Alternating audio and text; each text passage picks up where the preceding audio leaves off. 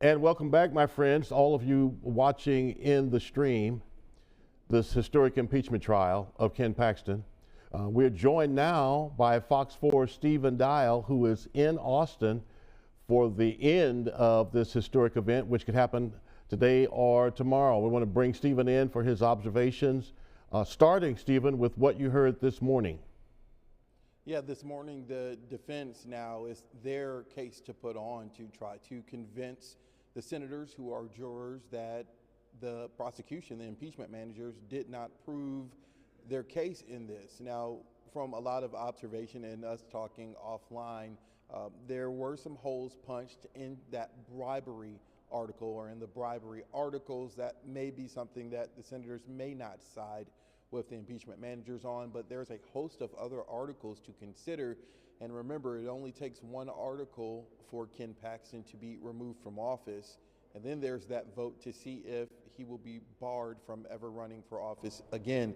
And so right now, the defense has been putting on members from the Office of Attorney General, talking about the public information request process and going through if, in their opinion, if they think that anything was specifically done differently in reference to as it relates to Nate Paul compared to just other opinions that were issued during COVID.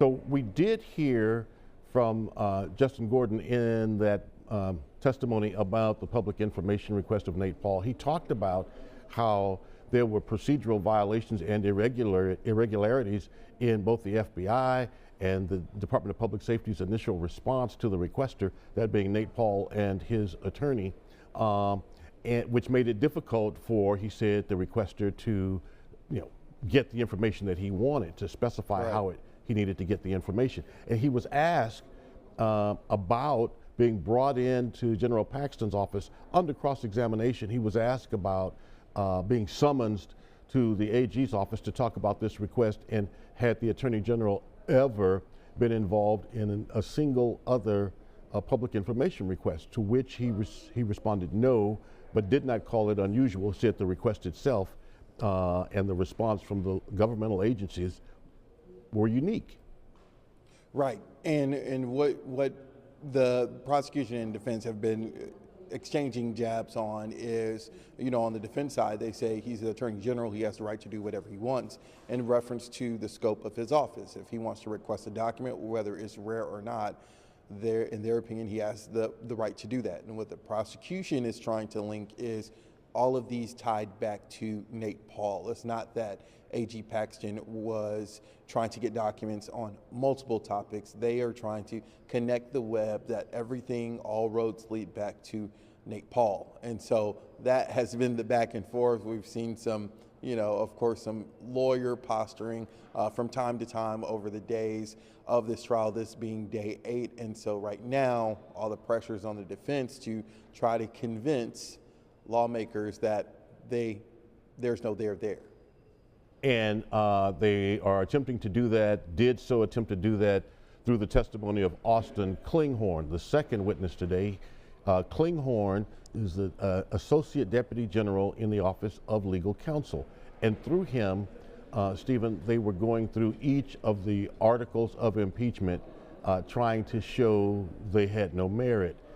He talked about the quote unquote midnight opinion, the guidance restricting open air sales of foreclosures, and how, in his words, it was not unusual, especially in that time frame when there were so many rulings, opinions, and guidance being offered on COVID. And he was asked, wasn't he asked specifically about whether Nate Paul benefited from this guidance? Yes, he was, and he was very strategic in his responses, especially on cross.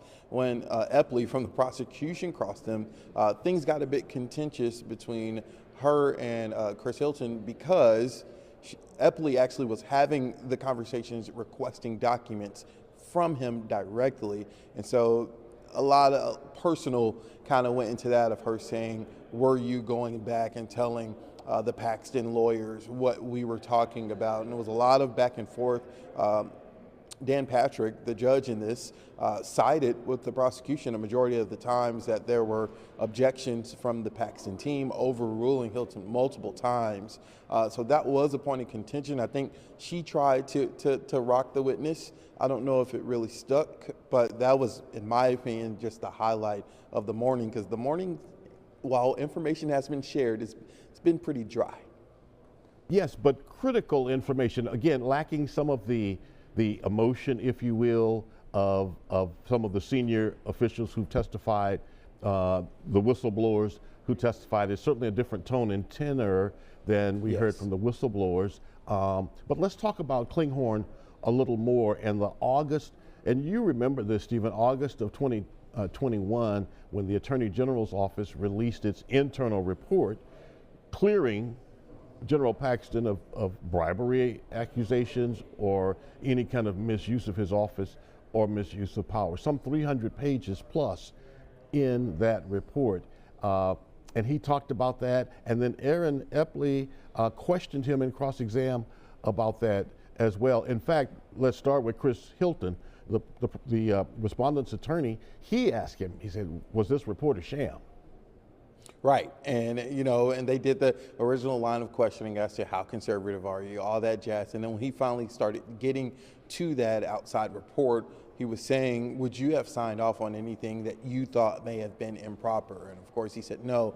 He asked, would you sign off on anything if you thought that false statements or someone was being forced to make false statements in this large report? He said no. And then like you mentioned on cross, Epley took a different route, saying, who do you serve? Do you serve the Attorney General or the people of Texas?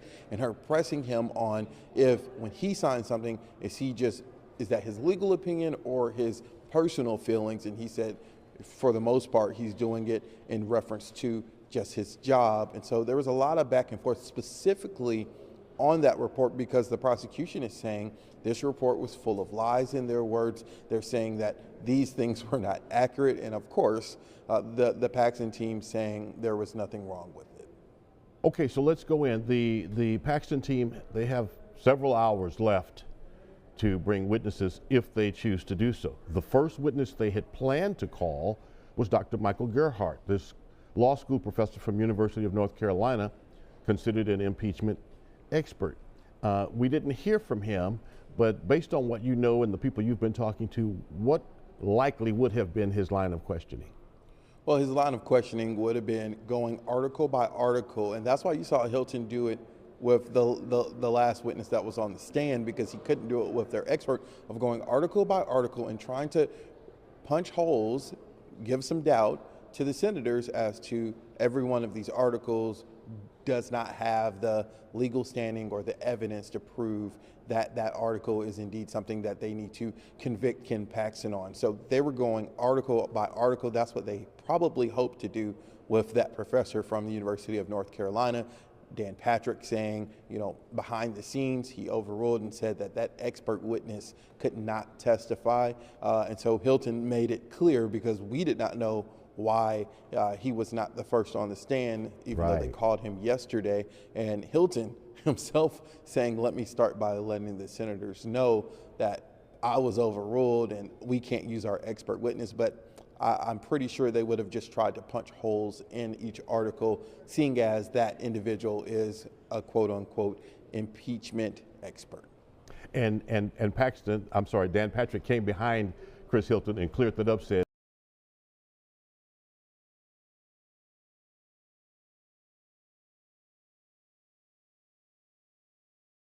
that prevented Michael Gerhardt from testifying. Right. So here is the question, I think, what's left for Paxton's team to bring forward? They've gone through, they've walked through, and it probably would have been better to have the outside expert as opposed to an associate deputy currently in the AG's office to go through the articles and explain why they have no merit. That didn't happen. Absent that, what do you think is next? What's left for them to do? Well, that was the conversation around the lunch table among the media down in the bowels of the Capitol at the Capitol Grill a few moments ago, because if you really look at it, despite them having all of these hours left, a lot of their core information that they wanted to get across was in their cross of prosecution witnesses. And so you look at all the witnesses that have already testified, and instead of just running out the clock, if you really sit back and look at how many other key people who were, I told you on the phone, in the room where it happened, I love Hamilton, in the room where it happened that can give testimony, how many of those people are left? And in my opinion, there are not many left. So it'll be interesting to see what happens after this lunch break in two ways.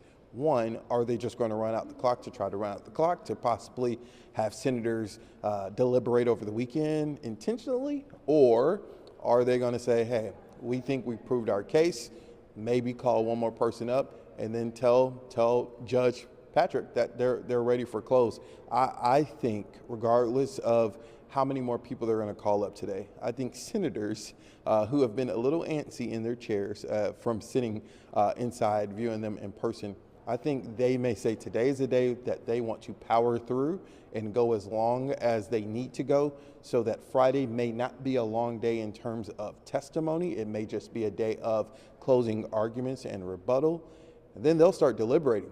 Dan Patrick said they're going to be here until they have a verdict. And, college football just started back. People have lives. Everyone, as much as Austin is beautiful, they might not want to be in Austin forever. And so I think they may have some extra motivation to not be here very long. So we'll have to wait and see what the defense does after this lunch break. But, I mean, it can't be too many more witnesses of substance that they can call, in my opinion. Well, a smart attorney, regardless of the case, knows when they've presented their case and knows when it might be too much for your jurors. Because they have hours remaining, doesn't necessarily mean they have to use all those. And again, they have been weighing the evidence and deciding whether they've scored the points they're looking for. Because again, remember, the standard here is the same standard in a criminal proceeding, and that is reasonable doubt. Reasonable doubt. And it's often defined as the same doubt that would make you pause in your most personal and most important business affairs of your own personal life. That's what reasonable doubt is. And so that's the threshold that they are hoping to get to, is to create reasonable doubt in the mind of the jurors.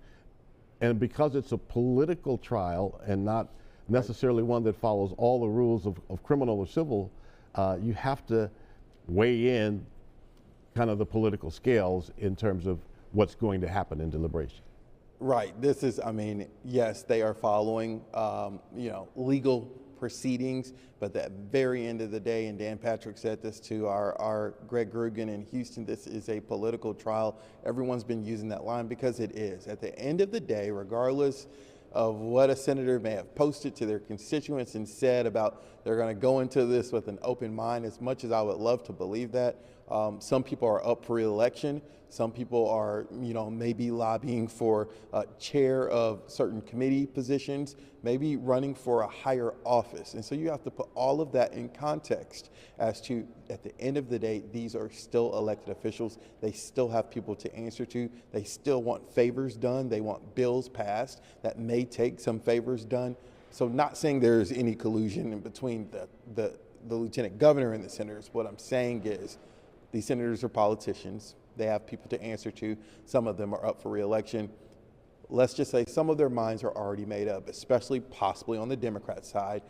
Democrats, regardless if you want to say how solemn or somber this moment is, being able to possibly kick out a Republican attorney general in a conservative state like Texas is something that is not to scoff at. And so you're really looking at how many Republicans will join the 12 Democrats to vote to convict.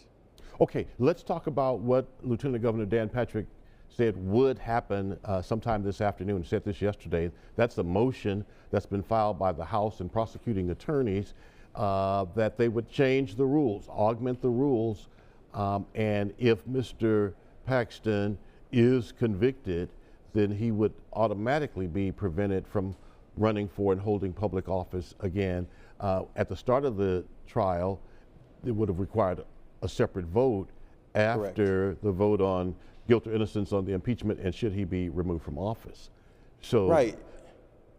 your Yeah, thoughts? my thoughts are, I think that might be the prosecution getting a little too cocky, and I say it for this reason. Going back to talking about the jury, which are not your typical jury. They are senators, they are elected officials.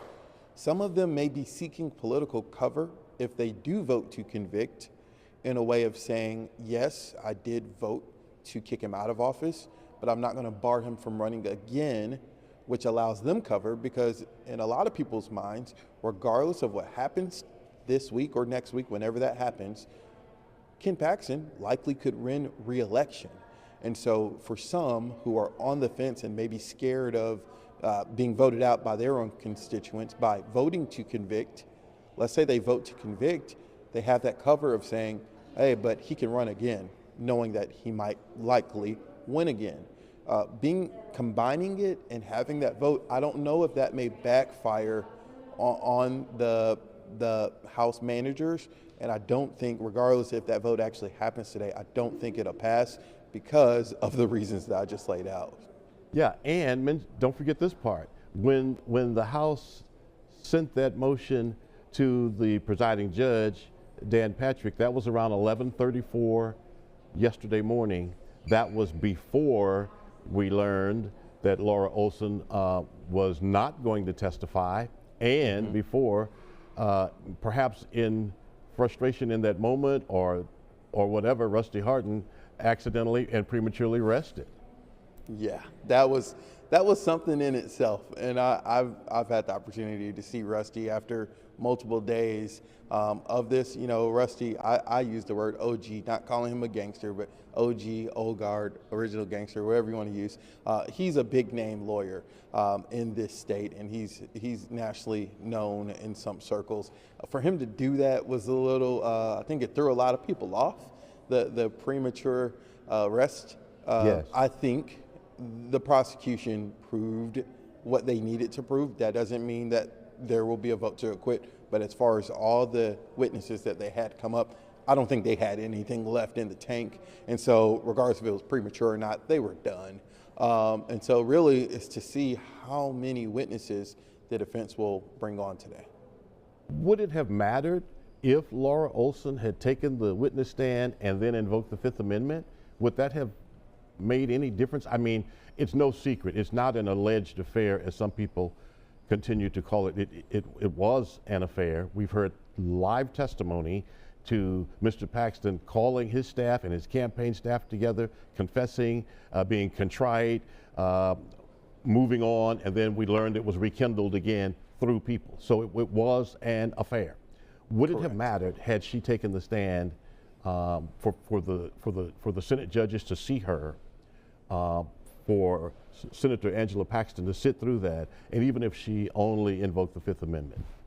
It's a big question. I think for the theatrics of it, I think it could have helped, at least in the court of public opinion, actually having her still go on the stand. Regardless if she invoked the Fifth Amendment repeatedly, you would still have on the record the prosecution hammering her own questions.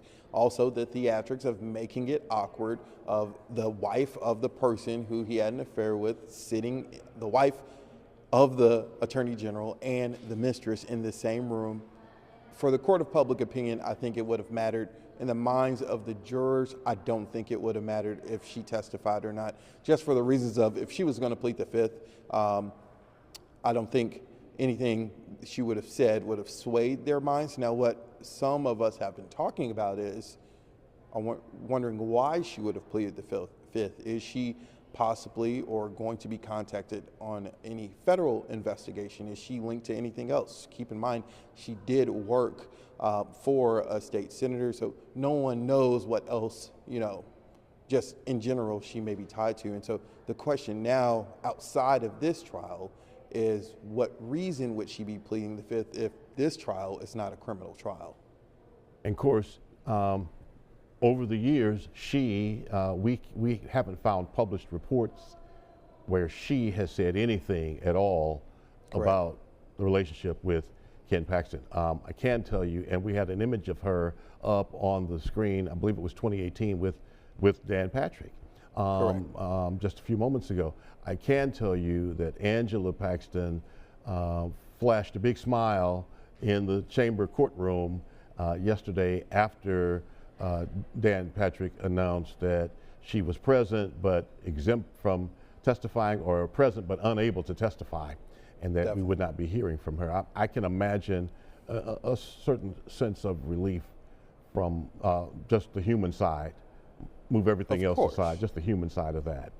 Of course, and I mean, we're in 2023, you know, people are messy, and there were going to be memes, and there already are memes, and people tweeting and using different hashtags. So yes, of course, from the personal side, I'm sure not only Angela Paxton, but probably some of her colleagues in the Senate kind of breathed a sigh of relief that that woman did not enter, because every camera would have been flashing and all of that.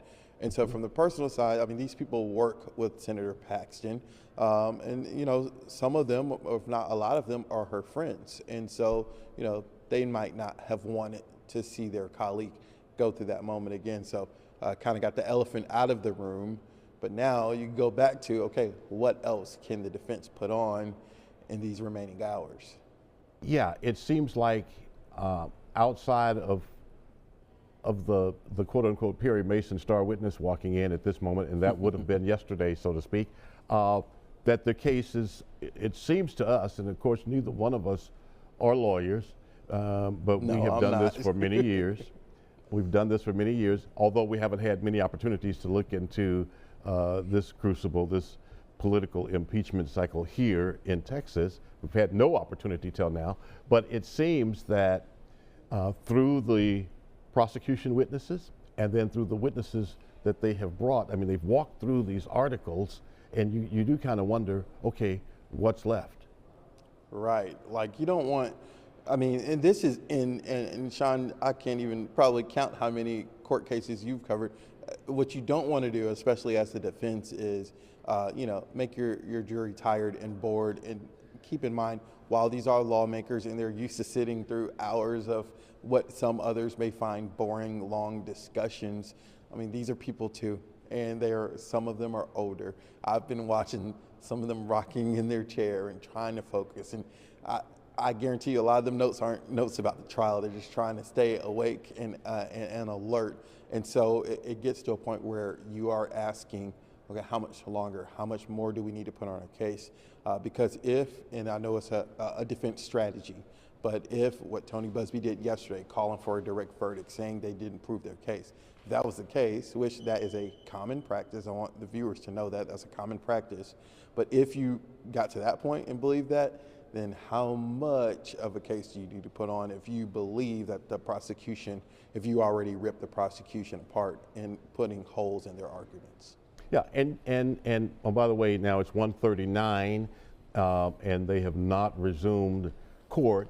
Shocker. And this is, well, this has been the practice of late, right? It's been 15 to 30 minutes late almost over the last few days. Because why? Because we're at a critical point, and there are a lot of in-chambers meetings, if you will, things happening outside of the presence of the court at this hour, because it's so important now.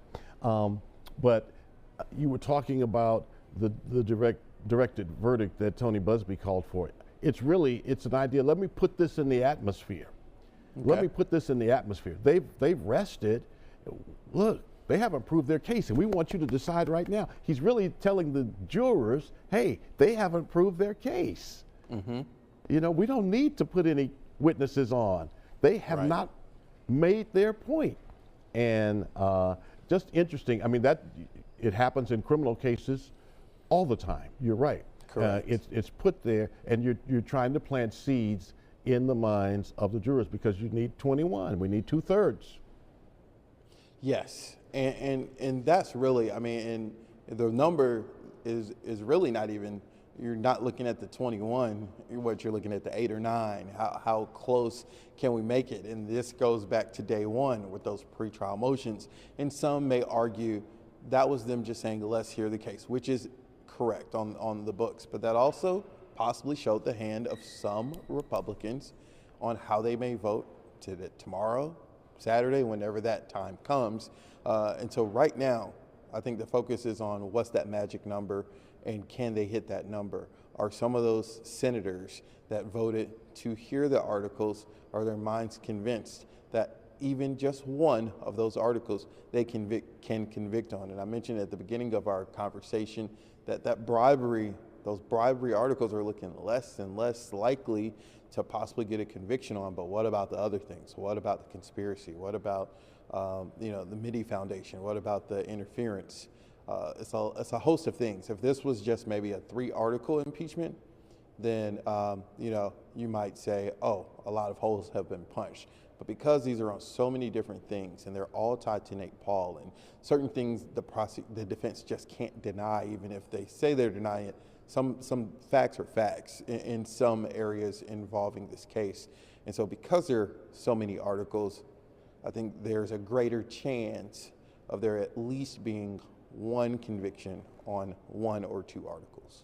Okay, so I'm so glad you brought up the pretrial motions. Before the trial began, everyone, if you'll go back with us to last week, before the trial began, there were a series of motions filed by the defense to dismiss some, all of the articles of impeachment, as well as some of the evidence that House managers wanted in. Consistently, there were 6 to 8 Republicans who consistently voted for dismissal on each of the articles. On Article 8, which is the bribery article, there was 10.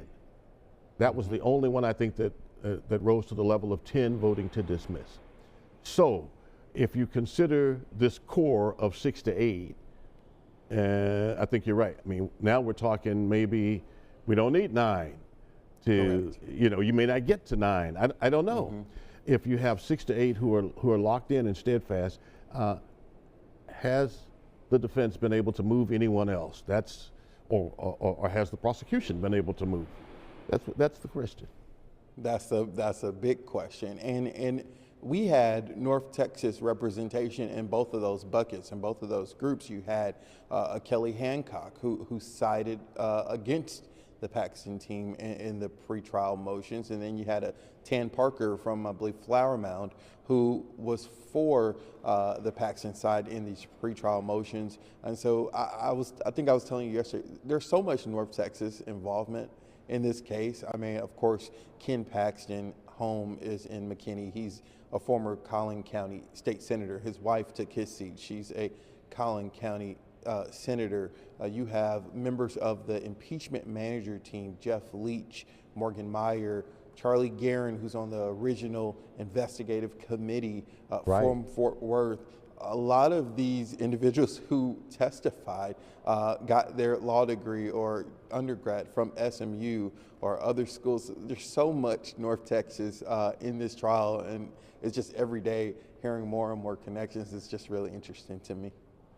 Yes, it is. It's very interesting, and there is a theory out there that everyone, or should I say, people thought it might not be a good idea to dismiss the articles before we heard the evidence. Right. That yes. could have raised eyebrows and questions. So let it play out. Remember, the burden of proof is not on suspended Attorney General Ken Paxton and his legal team. It is on the House managers and the prosecutors. Correct. And like you said, I think some of those Republicans may have said, yeah, let's just let it be heard, because, I mean, we're in a time now, unfortunately, where people question governments and media and reports even more. The word conspiracy is probably used more often than it ever has been because people think certain systems are already rigged. And, my job and your job is not here to take one side or the other, but the senators saying, let's just hear it out. Let's let the public publicly see. If they want to watch this live stream for 12 hours a day, let them watch it, let them hear the facts, let them make their own decisions, and we'll make our own decisions as senators, as jurors. I think they had to let this play out, especially Dan Patrick. He talked about it's a solemn duty. It doesn't happen often, and they're going to do their job. He said that in the few interviews that he did talk about the impeachment trial, because there's so much, especially, I'll just say it, the lead defense attorney, Tony Busby, has said media has been plotting with the Bushes and with Republicans who are rhinos, who don't like Ken Paxton, all of that. And so that feeds to people not trusting the process, not trusting the system. So I believe regardless of how all of the Republicans and Democrats will vote, I think they all, or at least a majority of them, believed in just letting the public hear these witnesses themselves who were whistleblowers, who were called rogue employees. Let the public make their own decision based upon what they hear. And then, of course, the senators are going to get blowback regardless of how they vote. And they're used to getting blowback, but this one is a once in the last 106 years type of vote in the state of Texas. Yeah, and Lady Justice should be blind, but pull the curtains back for the rest of us to see the process. And that's one of the greatest things about what we've seen here. And of course, for those in political corners, they will see it through that lens. You and I and the host of other journalists covering this are simply reporting what's being said in the witness stand, what the attorneys are saying and what the evidence is coming forth. Just the facts, please. That's all we want to share with folks. Let them make their own decisions. So in that, this is great for the state of Texas to see. Remember, Ken Paxton got over 4 million votes. He's been re-elected twice. And so the people of Texas have some degree of confidence, even under investigation, under federal indictment from the 2015 securities cases in Collin County. He yet has been re-elected. So there's a percentage of the population believe and support him and feel he's been mistreated. This process, we hope, shows everybody how the state is working in this impeachment trial and why elected officials felt like it was necessary to go here. It was the $3.3 million settlement to the whistleblowers when Mr. Paxton asked taxpayer dollars to pay for that caused the House General Investigating Committee to start taking this look in late May. Correct. And it's weird that it kind of just boils down to that one simple thing that you said. Had there not been a settlement, all these allegations would have still been out there, but we wouldn't be here on impeachment trial watch. Definitely not, because even the chair of the House Investigative Committee, Representative Andy Murr, who recently was actually censured by one of the Republican Party counties that he represents, just to speak to some of the blowback that some of these Republicans have been getting. Representative Murr has even said, we opened this inquiry because Ken Paxton asked the government, asked taxpayer dollars to fund this settlement. So think about it. We wouldn't be here if the settlement didn't happen, or if, the Attorney General's office, if there's a settlement, they have to ask the legislature for the funding. So there's no, I know some people were saying, why wouldn't Ken Paxton pay for it? It was a lawsuit against the Office of the Attorney General and the state. But so it's interesting to think that if there was no settlement, he wouldn't be facing impeachment. These rumors and these accusations would be continuing to be a cloud over him like it's been, but he's survived every election. Yeah, and that was one of the questions in testimony. I believe it was posed to Austin Klinghorn about, I believe it's Article 3, the misuse of funds. Mm-hmm. And to pay this settlement. And his response to that was, his response was, there is no settlement. No money's been paid out. And, correct.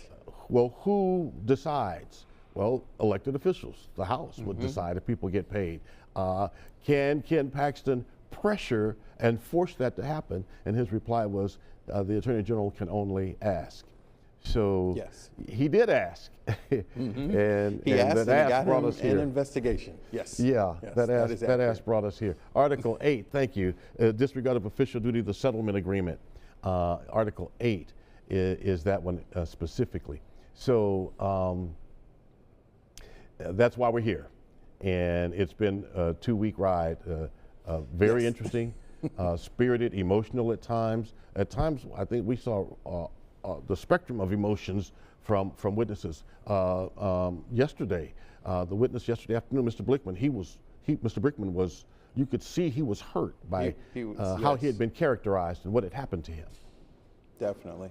And I think, and you and I talked about this off air, and I understand establishing the foundation with Mateer and the others, but his testimony yesterday was pretty fiery on both sides. I mean, prosecution and defense, because he seemed to take it the most personal. He did Right. not sign his name onto the settlement.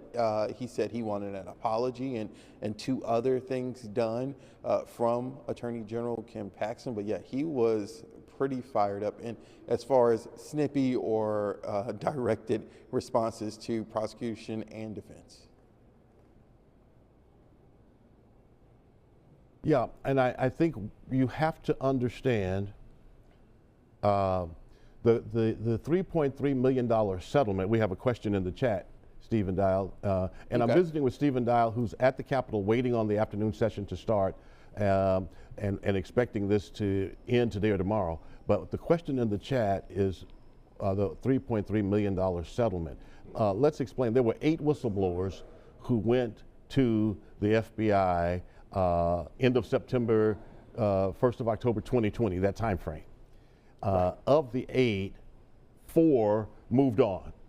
Correct. And continued careers. 4 others struggled to get employment or were so offended by what had happened and how their careers were dismissed and how they were talked about, they engaged in this lawsuit with the state of Texas. Correct, and what the defense has been trying to poke holes in and do is show that, oh, look at these disgruntled former employees. I mean, Tony Busby said Mateer was trying to, in his words, stage a coup. And so on the defense side, if you're looking from their lens, they're saying, oh, all these guys just didn't like Ken-Paxton, didn't believe in Ken-Paxton. They're not real Republicans. That's the narrative from that side. And then if you look at the prosecution side, and Hilton kind of took a shot at that this morning when he said, well, let me ask you, how conservative are you? Because on the prosecution side, they've gone up to these gentlemen and said, how conservative are you? Are you a rhino, Republican in name only? Are you actually a Republican? Jeff Mateer said, well, I was nominated to be a federal judge by Donald Trump, if that tells you how conservative I am. Right. He was ultimately not confirmed, and Trump withdrew that nomination for other reasons, but that goes to the two different views, the two different stories that the senators have been told of. Either this was a group of disgruntled, angry people who really weren't true Republicans, or a group of honest people who were aligned with Ken-Paxton politically but just didn't agree with what he was investing his time in. And that's the two sides of a very thin legal coin here. Mm-hmm. The two sides. Were these folk not loyal to Mr. Paxton, not conservative Republicans, not good Republicans? Were they Republicans in name only? Did they have another agenda, another mission? That's right. Kind of the theory that's intertwined in the Paxton team defense.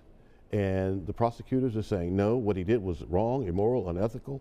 The party, sorry, we're a little late. We had some business to take care of back there before coming out. And that's really what it boils down to. But at the end of the day, like I said, some of these senators' minds are already made up.